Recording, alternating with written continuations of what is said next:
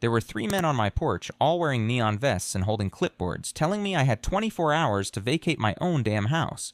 Said the HOA had voted me out. Only problem? There's no HOA out here, and one of them had a gun tucked under his vest. If I'd known where this was headed, I would have torched my own damn porch and blamed it on raccoons. Would have been easier than what came next. I bought that land 18 years ago, back when it was nothing but a thick patch of cedar, rocks, and rattlers. Just a slope of wild Texas brush rolling down to a glassy lake that only the deer and the buzzards seemed to know about. The kind of place most folks would call remote, which to me sounded like peace. Back then, I was still in uniform, still spending most days chasing down meth cooks and drunks who thought they could outdrive a Crown Vic chief of police from McLennan County. It looked better on a business card than it felt in real life. What it really meant was I spent most of my time filling out paperwork, dodging politics, and trying to keep my guys from quitting or shooting the wrong person. You'd think the badge gave you power, but most days it just made you a lightning rod for everyone else's screw-ups. So yeah, that land, that was my out, my end game. I wasn't dreaming about cruise ships or golf courses like some of the guys I retired with. I wanted quiet, space, water, a workshop where I could build things that didn't involve reports, subpoenas, or press conferences, a porch where I could drink a beer without hearing a damn thing but wind and crickets. That lakefront lot was the first real selfish thing I ever bought. I didn't build right away.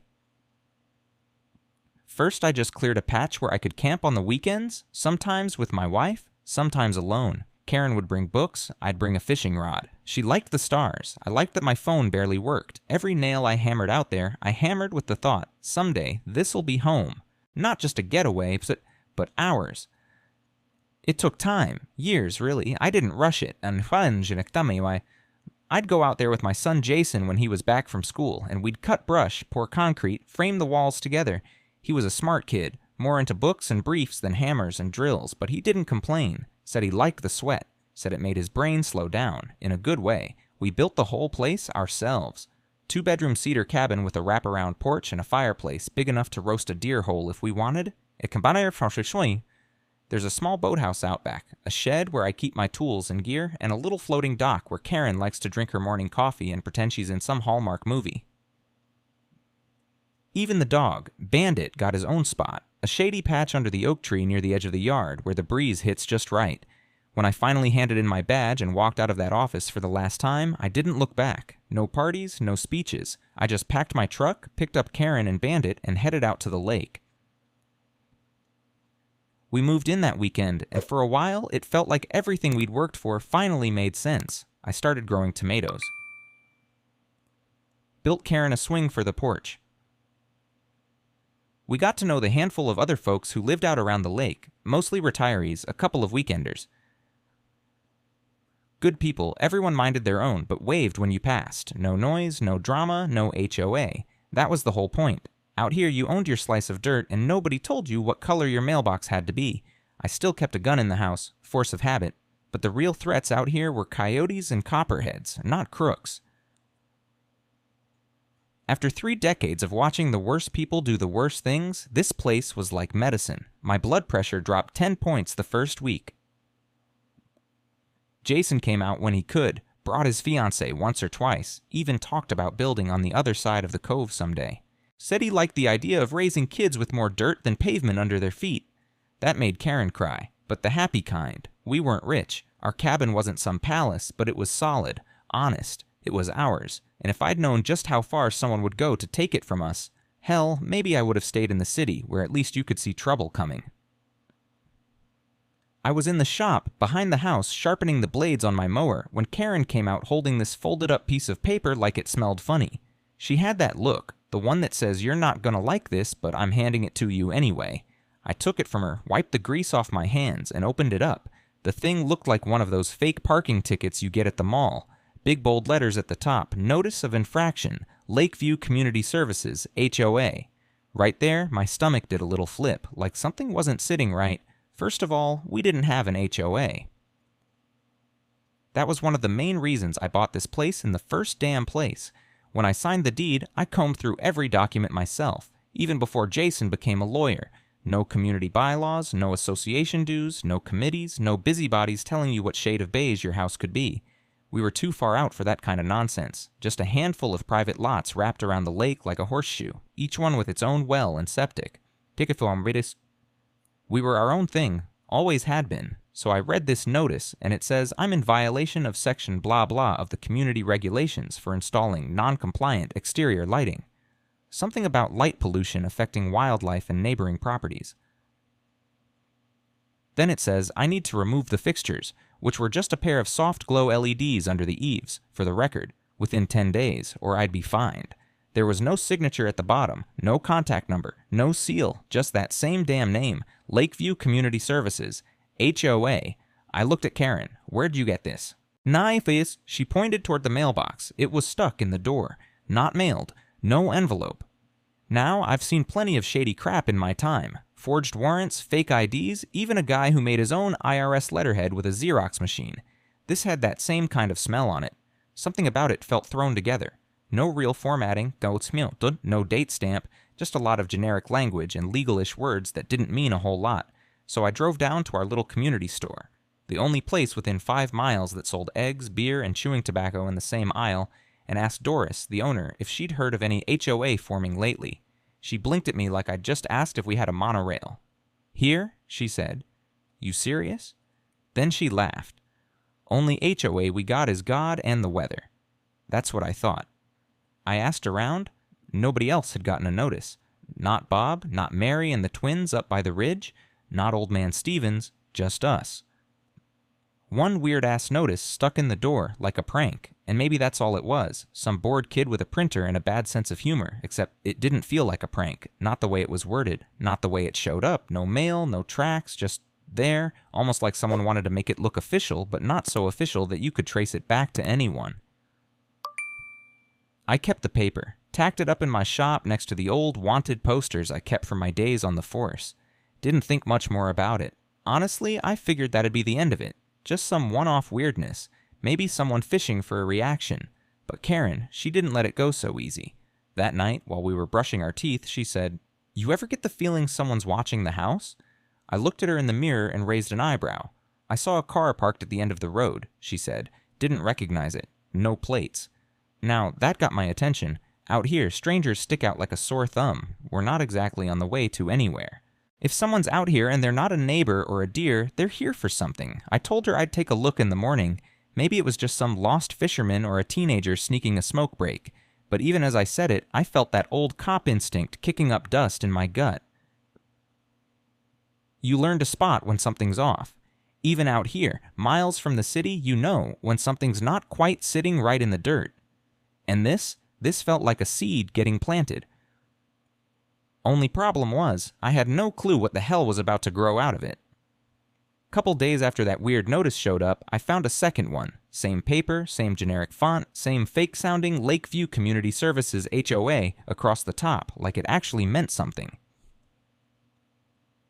This time, it said I was in violation for unauthorized modifications to shoreline access. Whatever the hell that meant. Apparently, the little wooden dock I built myself, 10 feet out into the water, was now obstructing the community's shared aquatic space. Which was real impressive, considering the lake's entirely private, and there's no shared anything unless you count the fish.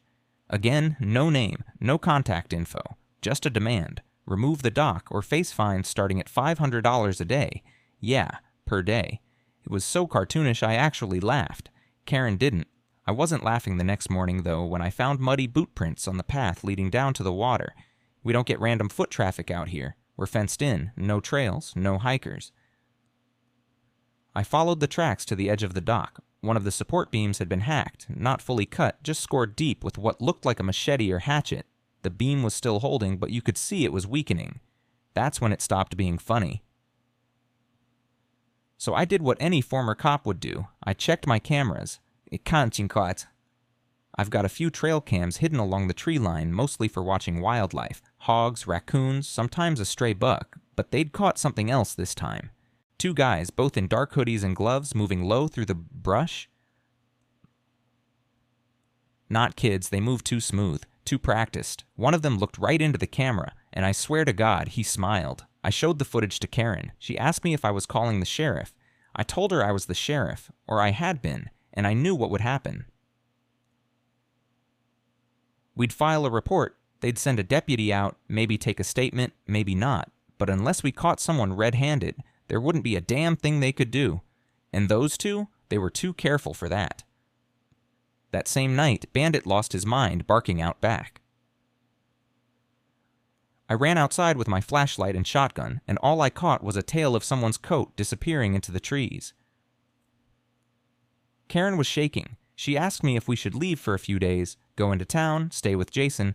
I said no. I said it calm, but it came out like steel. We weren't going anywhere. This was our home. We built it, paid for every nail, buried sweat and years into this dirt. We weren't just going to walk away because a couple of masked clowns wanted to play pretend HOA, but that didn't stop them from trying again. Next came the drone. Big sucker too, not your average hobby thing. This one had a camera, moved like it knew where it was going, hovered over our property line for nearly 20 minutes one afternoon, buzzing like a pissed-off hornet. I shot at it with a pellet rifle. Didn't take it down, but it got the message. Still, the fact someone was surveying our property like that told me we were being scoped for something bigger than fake fines. Then came the real kick in the teeth, the mailbox. One morning, I went out to check the mail and found it ripped clean off the post. Not knocked over, ripped. The screws were still in the wood. The steel box itself was lying 20 feet away in the brush, bashed in like someone took a bat to it. Inside, folded up real nice, was another notice. This one said we were being fined $7,200 for continued noncompliance with community standards. It ended with the line, "Failure to resolve these matters may result in property reassignment." Property reassignment.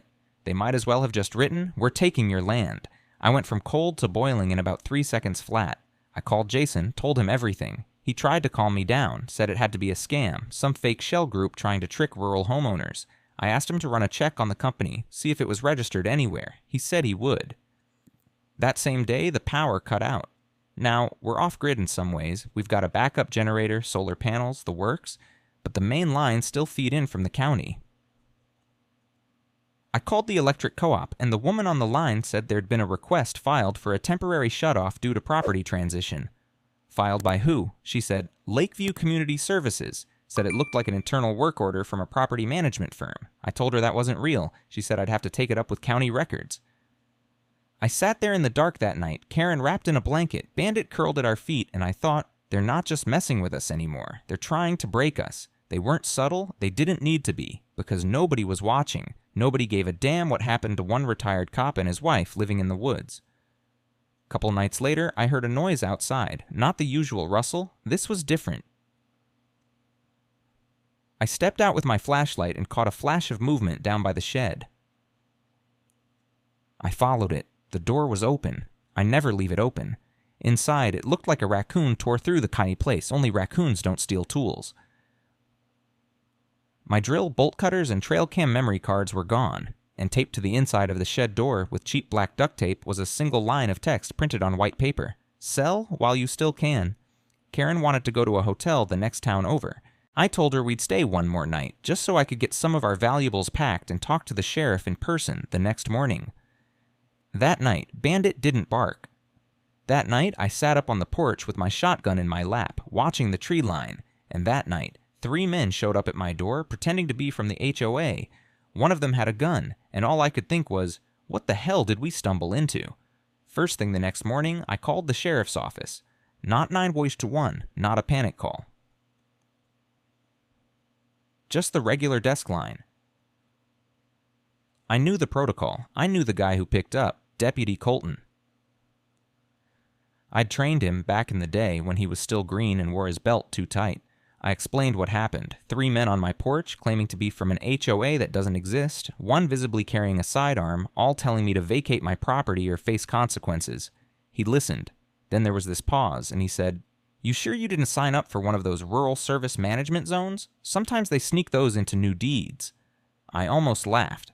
"Colt, you really think I'd sign over property rights without knowing it?" He sighed and said he'd send someone out to take a report, but I could hear it in his voice. He wasn't sure what to make of it. I wasn't in city limits anymore. Out here, jurisdiction gets muddy. Sheriff's office can step in, but only if there's a clear criminal act. Guys standing on my porch talking crap. Not enough. Still, I waited for the deputy. He showed up later that day. Young guy, polite, professional. took my statement, glanced over the fake notices, and nodded a lot. I offered him the security footage from my trail cams, the copies I'd pulled onto a USB stick. He said he'd attach it to the file. When I asked if they could ID the men, he just said, "We'll see what we can do." That was law enforcement. Box checked. Next call I made was to Jason. My son might not have wanted to be a cop, but he turned into a hell of a good real estate lawyer. Smart, precise, always looking for paper trails. I told him everything, the phony HOA, the fake notices, the threats, the escalating intimidation. Told him about the 3 guys showing up on the porch with one of them packing heat. He didn't like that. Not one bit. He started digging. Got access to property records, filings, corporate registrations. Took him a few days, but he called me back and said the name Lakeview Community Services was technically registered with the state. Active LLC, Gerdesmeners. Generic address in Austin. Registered agent was a shell name, someone who's listed on hundreds of fake corporations. He said it was fishy as hell, but legally formed. That meant these guys could wave around papers and pretend to be legitimate, at least until proven otherwise. Jason drafted a cease and desist letter. Real official, with enough Latin in it to make their eyes water. He sent it by certified mail and email to every address tied to the LLC. Karen watched him do it over video call, arms crossed tight, like if she let go of herself, she'd shake apart. We waited. Nothing came back. No reply, no bounce, no confirmation. So I started looking for other angles. I filed a report with the Texas Attorney General's office, told them about the fraudulent HOA activity, gave them everything I had, copies of the notices, the drone footage, the vandalism photos, even a statement from my neighbor Bob, who'd seen strange trucks pulling up to my gate late at night. Weeks passed, no response. Karen called the local paper. The reporter she talked to, some kid named Evan, sounded interested at first, said he'd come out and talk to us. He never showed. Next time she called, he said his editor wasn't sure the story had enough local relevance. That was about when the well pump stopped working. I checked the breaker, checked the lines, everything looked fine, but the pump itself had been tampered with, wires yanked, casing cracked like someone had taken a crowbar to it. That night, we had to haul bottled water from town. I filed another report. Sheriff sent a different deputy this time, older guy with a beer gut and tired eyes. He looked at the pump and muttered something about raccoons, but I could tell he didn't believe it either. Still no action. I reached out to the county clerk's office, tried to see if somehow our land had been reassigned or listed under some management agreement we weren't told about. The lady on the phone was polite but confused. She said, "I'm seeing a pending update to the parcel number, but no details. You might want to talk to your title company." So I called the title company that closed our sale almost 2 decades ago. Guess what? They were out of business. Gone defunct. Dissolved in the middle of the pandemic. No successor. Every door I tried to knock on either swung open to an empty room or slammed shut in my face. I talked to neighbors. Bob had seen a strange man parked at the end of his driveway. Said the guy just sat there for half an hour, engine running, then backed out and left without a word. Mary, up near the ridge, told me her property taxes spiked out of nowhere, almost doubled. She hadn't changed anything. No renovations, no reassessments. She'd tried to protest it, but couldn't get through to anyone at the tax office. Even Doris at the store said someone had come in asking about recent property activity on the lake. She thought it was a real estate agent, but he never gave a card. I tried calling a private investigator I knew from my old days in law enforcement.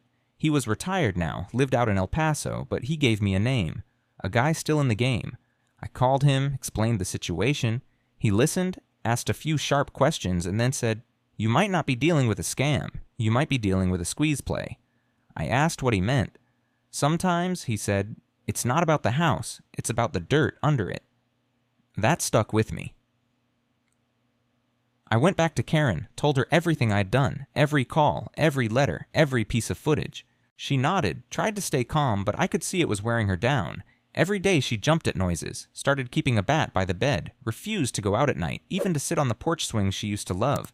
I'd tried everything I knew, all the tools I'd trusted for 30 years. Law, process, patience, none of it worked. These people, whoever they were, they didn't play by the same rules.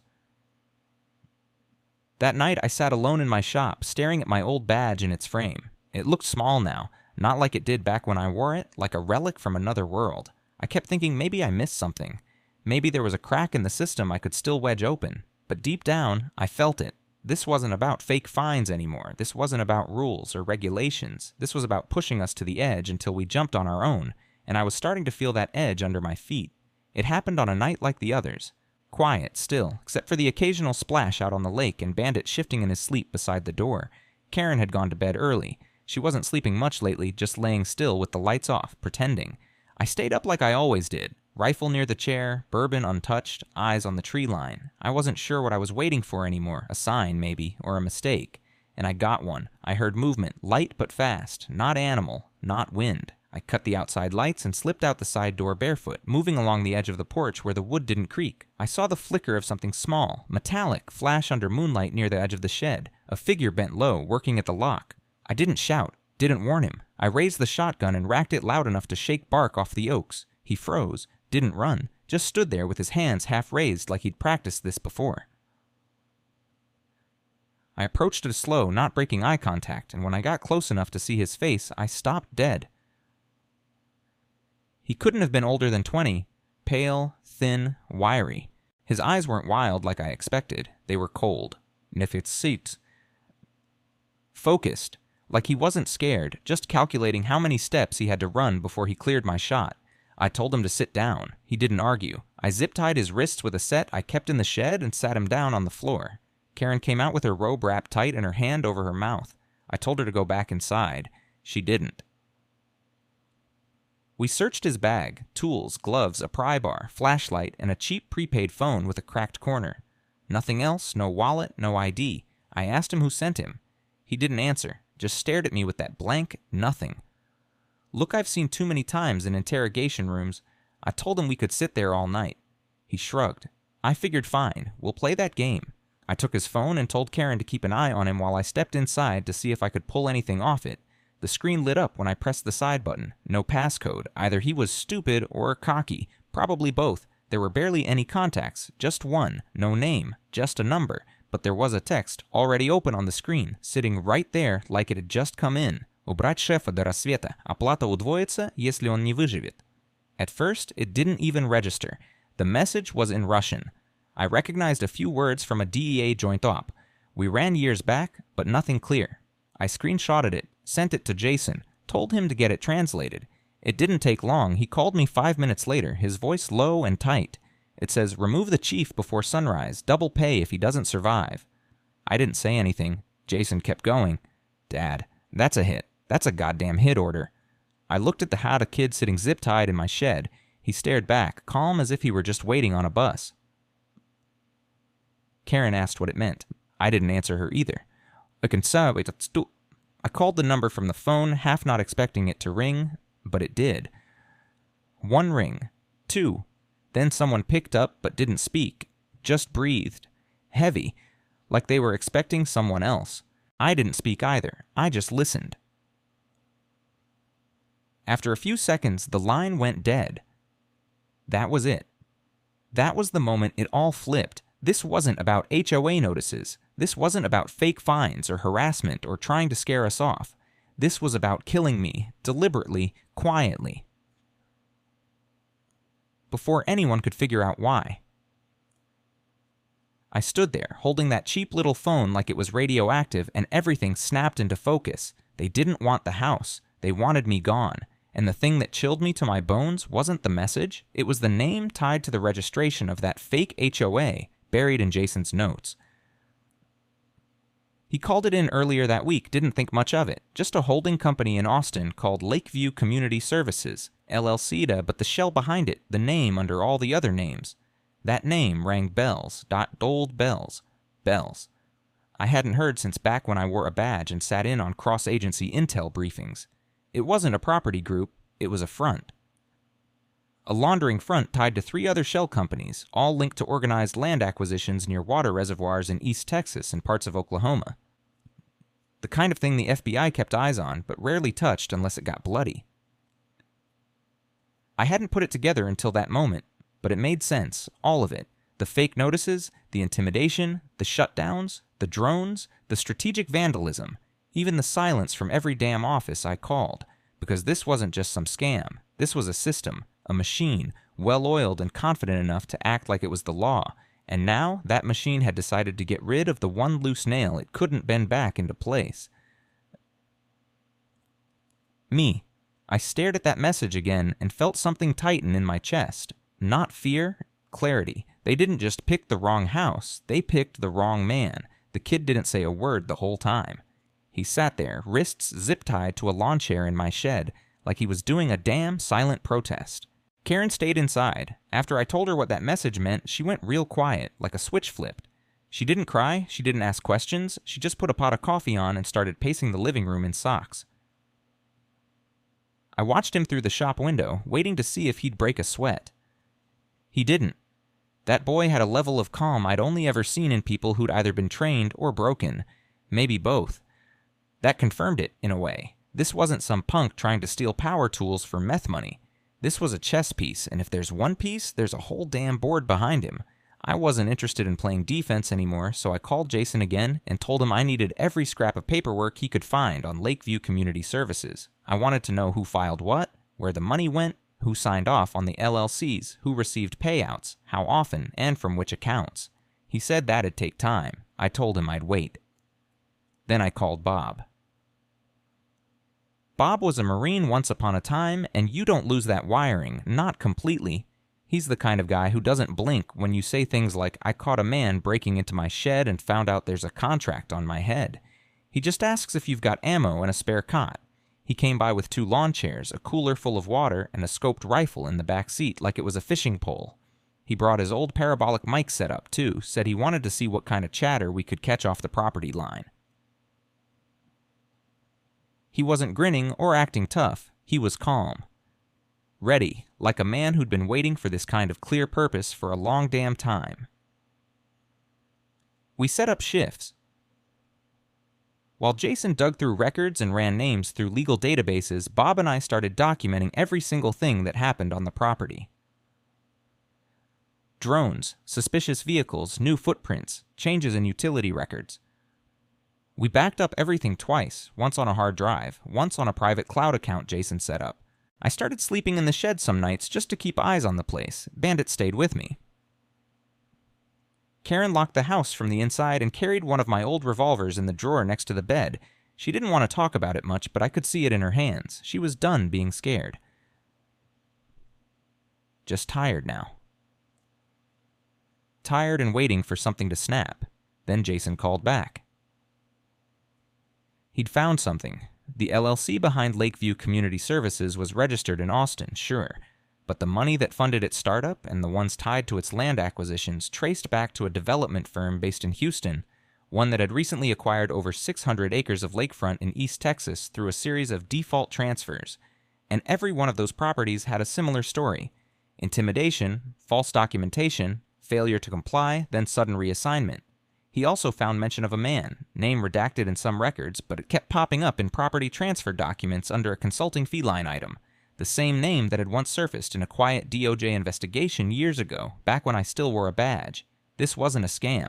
This was a project, a long-term land grab operation using fake HOAs to manipulate records, intimidate homeowners, and vacuum up properties near water, one by one. I wasn't just a random target, I was an obstacle, and that made me dangerous to them. Jason forwarded the docs to a friend of his at a legal nonprofit, guy named Evan, based out of Dallas. One of those rare lawyers who actually gives a damn. Evan started reviewing the whole mess and called me personally. I'm not saying you're up against a cartel, he said, but if this was a game of poker, they're holding a straight flush and you just called their bluff with a shotgun. He told me I had 2 plays. Either go quiet, take my evidence to the feds and wait years for a file to crawl through the system, or build a pressure cooker so loud and so public it couldn't be ignored. I chose the second. The plan wasn't complicated, but it had to be tight. We needed to connect the dots clearly, map the fraud, document the harassment, prove that this HOA didn't just bend the law, but never had legal standing to begin with. We needed to make it so when this thing hit public eyes, it would hit like a steel-toed boot. I had Jason and Evan working on the legal side, digging into filings, getting affidavits from other property owners who'd been harassed or misled. I had Bob helping me install new trail cams, infrared, motion-activated, high angle. We even put one inside a gutted birdhouse by the mailbox. I called in a favor from an old DEA buddy who owed me a drink and a secret or two.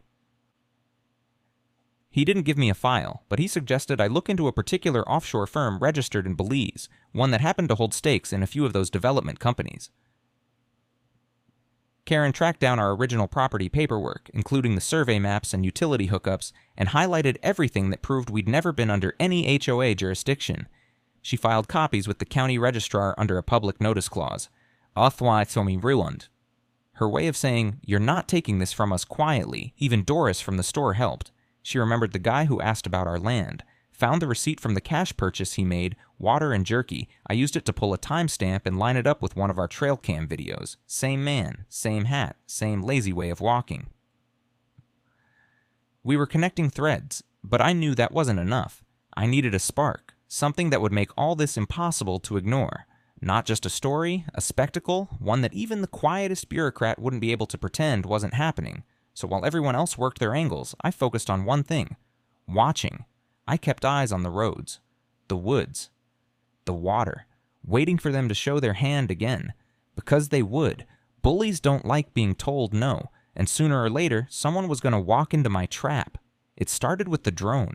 Same as before, low buzz, steady glide, circling over the treetops like it was casing the place for the 100th time. Only this time, it dipped a little too far over the lake, and I was ready. I'd mounted a net launcher to the edge of the dock. Something Bob and I rigged up using parts from an old paintball gun, a garage spring, and more zip ties than I'd like to admit. It wasn't pretty, but it worked. The second that drone crossed the wire, I set between two trees. I hit the trigger. Down it went, hard. We pulled it from the water fast, gutted it before the guts could short. Bob dried the board with rice and heat packs while I pulled the micro SD from the side slot and plugged it into my laptop in the shed. We didn't expect much, probably just footage of the roof, maybe the yard, but when the folder opened, I sat back in my chair. The damn thing had facial recognition. Tags. Thermal scans, movement patterns. There were files named after me. One marked primary target with a series of date-stamped photos going back almost 3 weeks. There was another labeled Perimeter Breach Protocol, complete with what looked like satellite overlays of the entire property, including camera blind spots. Whoever was running this operation wasn't just trying to make me uncomfortable, they were planning a sweep. That was it. No more waiting. No more letters. No more praying. Someone behind a desk in Austin would grow a backbone. I uploaded everything to the cloud folder Jason set up. He dumped it into a drive, shared with Evan, then looped in a handful of journalists he'd flagged weeks back, ones not scared to dig, the ones who didn't need an editor's permission to follow a hot trail. One of them responded in minutes, a guy named Travis, freelance, ex-military. His email was short: "This smells like blood money, I'm in." Travis drove out the next day. He stayed in a camper near the store and started filming interviews with me, Karen, Bob, even Doris. He brought a handheld gimbal, a lapel mic, and a look in his eye I hadn't seen since my younger days in narcotics. The guy was hungry. He didn't want a scoop. He wanted justice. While he worked, I kept pressing. Jason filed a restraining order in county court, not against a person, but against Lakeview Community Services as a legal entity. Unusual move, but Evan backed it, said the goal wasn't to win, it was to smoke them out, force them to respond, show their face, name a rep, force them into the light. It worked faster than we thought. 3 days later, Bob caught a man with a long lens camera parked 100 yards from the east fence line. When confronted, he said he was with Property Oversight Services, but wouldn't say who sent him. He had a clipboard with maps, satellite overlays of not just my property, but the entire damn lake perimeter. We snapped photos of every page before he ran off, tires kicking gravel. Travis got it all on video. We were building something now, a timeline, a body of evidence, harassment, fraud, threats, surveillance, and then we caught the big one. One night, just past sunset, one of our new cams picked up two men sneaking across the north tree line, carrying what looked like plastic containers. They ducked low, real slow, like they'd done this before. They moved toward the boathouse. I didn't wait. Bob and I circled out wide, flanked from the other side, while I called the sheriff's line. Not to ask for help this time, just to say it was happening and they better show up ready. My badge may have been gathering dust, but my voice still had weight. We cornered the two men behind the tool shed. They ran, one made it over the fence, the other tripped on a rake Karen had left out earlier that day. Fell hard, sprained something, we caught him again, and zip-tied him to a tree until deputies showed up. This time, the sheriff himself came. He saw the containers, full of gasoline. Saw the gloves, the lighter, the folded-up paper with our address and a circled area marked back structure. Arson. Now it was real. I handed the sheriff a full drive. Drone footage, night cam footage, phone screenshots, corporate files. The full picture. He took it, looked me in the eye, and said, "I'll have to get state involved." "Good," I said. "Tell them to bring their damn boots." The next day, Travis dropped the first video, a 15-minute documentary-style short on YouTube titled The HOA That Doesn't Exist, and the man they tried to erase. Within hours, it had 10,000 views. By the next day, over 100,000, and then came the emails. Former homeowners. Whistleblowers.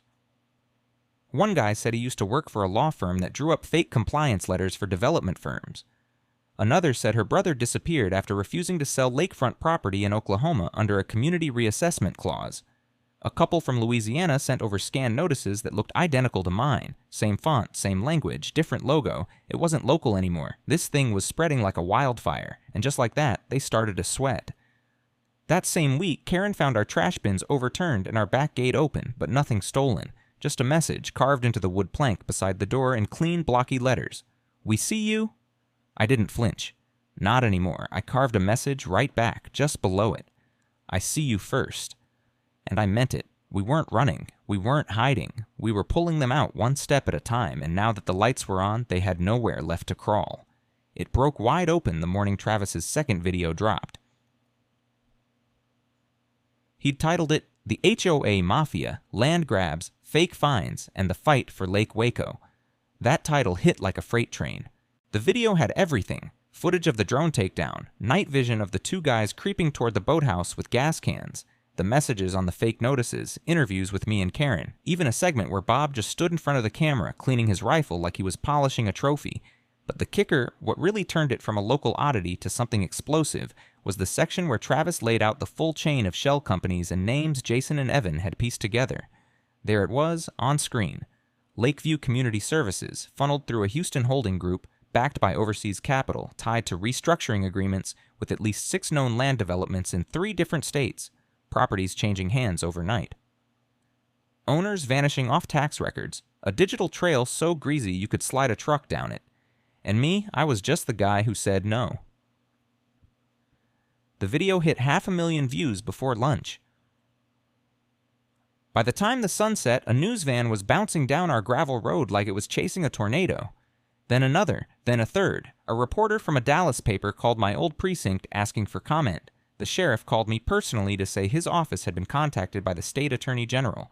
Not a clerk. The actual AG Karen stood in the kitchen, pouring coffee like it was just another morning, and said without even looking up, "Told you someone would pay attention eventually."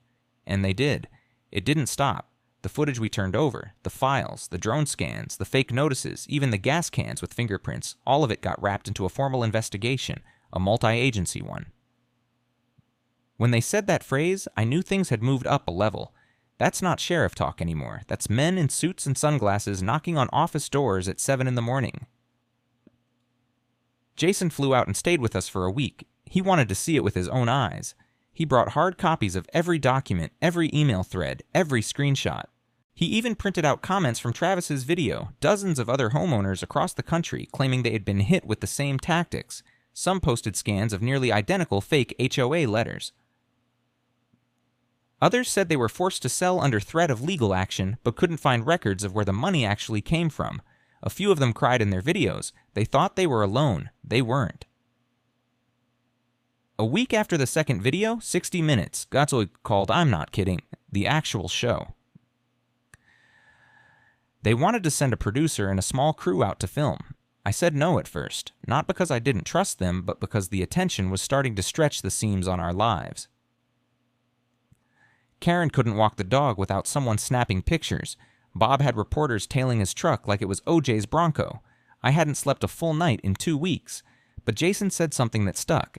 He said, "Dad, this isn't about you anymore. This is bigger. This is about how they thought they could pick off people like you one at a time, and no one would ever hear about it." So I said yes. They showed up 2 days later. Hair and makeup, cables and lights, the whole circus. But they were sharp, professional, serious, and they listened.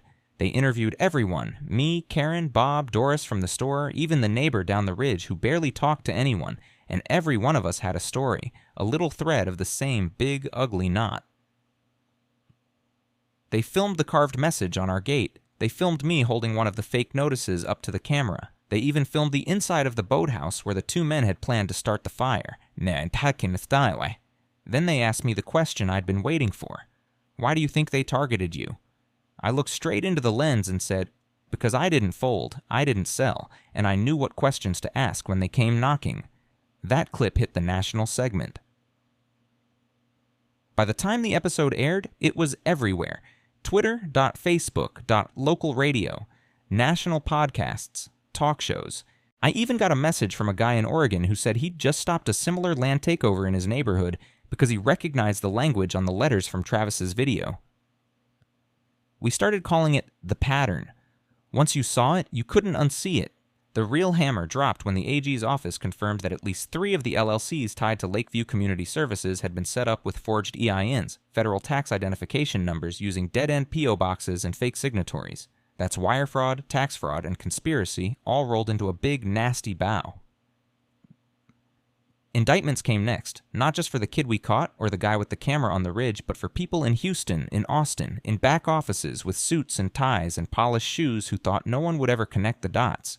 People who'd never been to my lake, never heard my name, just lines on a spreadsheet, lines they were planning to delete, but the world was watching now. They couldn't scrub me out. Not anymore. It's quiet again now. Not the kind of quiet we had before all this started, not the slow, lazy kind with just the buzz of the lake and the creak of the porch swing, but a different kind. Heavier, maybe, like the woods themselves are still holding their breath, waiting to see if this piece is real or just another pause before the next punch. I sit out on that swing most mornings, same coffee cup, same old flannel, same dog at my feet. Bandit's grayer now, little slower getting up, but still sharp. He'll still growl if something's off, still sit bolt upright when a car rumbles down the gravel road. But lately there have been fewer cars, just neighbors again, people we know, people who wave. Karen's different too. I see it in the way she holds herself, straighter somehow, even with the weight of it all. She still doesn't like talking about those months, not in detail. But I catch her smiling sometimes when the wind kicks up and carries off the scent of pine and lake water, and I know she's back in it. Back here, not waiting for footsteps on the gravel or headlights in the trees. She even brought her swing cushion back out last week, first time since the message carved into the gate. The gate's still there, by the way, but we left it the way it was, words and all. Not because we forgot to fix it, but because I wanted it that way, wanted it to stay. A reminder, some scars deserve sunlight. Jason visits more often now, says he needed the break from the city anyway. He brings beer and jokes, and sometimes his fiancée, who's still trying to make peace with the idea that her future father-in-law nearly got whacked over a fake HOA. They laugh about it now, but I catch her watching the tree line like she's waiting for shadows to move.